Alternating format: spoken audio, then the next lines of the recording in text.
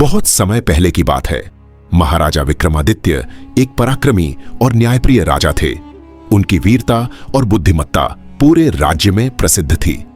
एक दिन राजसभा में एक वृद्ध तांत्रिक आया। उसकी आंखों में अजीब सी चमक थी और चेहरे पर थकान। उसने राजा को प्रणाम किया और कहा, महाराज, मैं एक कठिन तपस्या में लीन हूं, लेकिन मेरी तपस्या तब तक पूरी नहीं हो सकती जब तक मैं एक विशेष बेताल को नहीं ला पाता। वह बेताल श्मशान में एक मृत शरीर के साथ रहता है। मुझे आपकी मदद चाहिए क्योंकि उसे लाना मेरे बस की बात नहीं। विक्रमादित्य ने तांत्रिक की बात सुनी। श्मशान की भयावहता का उन्हें अंदाजा था, लेकिन वे साहसी और धर्मपरायण राजा थे। उन्होंने बिना देर किए तांत्रिक को मदद का वचन दिया। अंधेरी रात थी, चारों तरफ सन्नाटा और बीच बीच में झींगुरों की आवाज गूंज रही थी। ठंडी हवा के झोंके डर को और बढ़ा रहे थे, लेकिन महाराज विक्रमादित्य अडिग थे। वे अपनी तलवार लेकर श्मशान की ओर बढ़े। श्मशान पहुंचकर उन्होंने देखा, एक विशाल पुराना बरगद का पेड़ है। उस पेड़ की सबसे ऊंची शाखा पर एक मृत शरीर लटका हुआ है और उसी के ऊपर बेताल बैठा हुआ जोर जोर से हंस रहा है।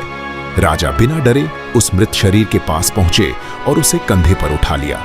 तभी बेताल ने अपनी रहस्यमयी आवाज में कहा, महाराज, आप मुझे ले जा सकते हैं, लेकिन एक शर्त है। मैं रास्ते भर आपको कहानियां सुनाऊंगा। हर कहानी के अंत में मैं आपसे एक सवाल पूछूंगा। अगर आपने सही जवाब दिया तो मैं वापस इसी पेड़ पर लौट आऊंगा, और अगर आपने जवाब नहीं दिया तो मैं आपका सिर फोड़ दूंगा। राजा ने उसकी शर्त मान ली और बेताल ने अपनी पहली कहानी शुरू की। बेताल की कहानियां और राजा की बुद्धिमानी। बेताल ने एक के बाद एक कठिन और रहस्यमयी कहानियां सुनाई। हर कहानी में ऐसे प्रश्न होते जो राजा की बुद्धि और निर्णय शक्ति की परीक्षा लेते, लेकिन विक्रमादित्य हर बार अपने चतुर उत्तरों से बेताल को चकित कर देते। श्मशान के उस डरावने सफर में विक्रमादित्य की वीरता, धैर्य और समझदारी बार बार साबित होती रही। बेताल भी राजा की इस अद्वितीय बुद्धिमत्ता से प्रभावित हो रहा था। लेकिन कहानी यहां खत्म नहीं होती।